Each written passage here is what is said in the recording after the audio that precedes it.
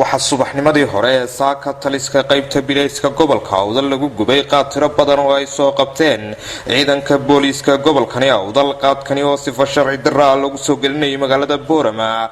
ugu horeynba halkaasi waxa ka hadlay taliyaha qaybta bilayska gobolka Awdal gaashaanle sare Cabdiraxmaan Nuur Alhaye waxana uu hoosta ka xariiqay ragii hore ee waaweynaa ee jaadlaha ahaa wax dhibaato aan hadda ka arkayna ma jiro laakiin waxa kacay yamyamiye qadaadweyn qolo layda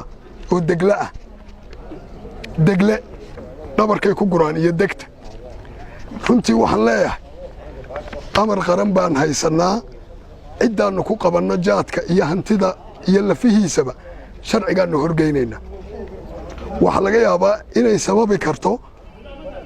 dhibaato ama dhaawacyo waxaan uga digayaa dhammaan dadweynaha gobolka Awdal in ay ilaaliyaan xasiloonida una hoggaansamaan amarka dawliga ah iyo mas'uuliyiinta qaran amarada ka soo baxaya ageesta kale duqa magaalada Boorama Salebaan Xasan Xadii ayaa isaguna waxa uu carabka ku dhiftay shalay waad ogeedeen oo qaybtaanu gubnay waa qaybtii labaad inta wali u xidhan waa 13 qof ay noqonayaan oo eedeysane naftooda riski ku gelinayaan kullay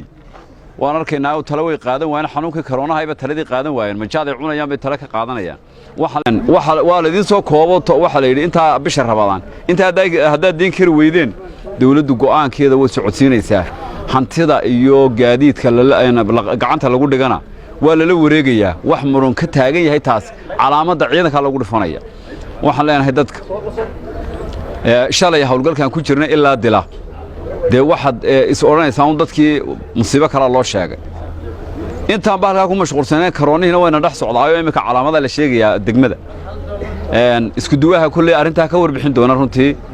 waxaan leenahay hawshaas wayna garab socotaaye war caafimaadkiina baan la tacaalaynaa baladan hal la joojo hal naga daay hana la baaho la xajeclayda soo urusay tad mijnaha eegaysan mid xanuunkii qaba ha garab fadhiisan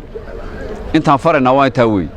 gabagabadii ayaa isaguna waxa hadalka soo afmeeray barasaabka gobolka Awdal isaguna waxa uu sheegay aad iyo aad uga hawlgaleen aad baan ugu mahadnaqayaa waa shaqadoodii kordhiya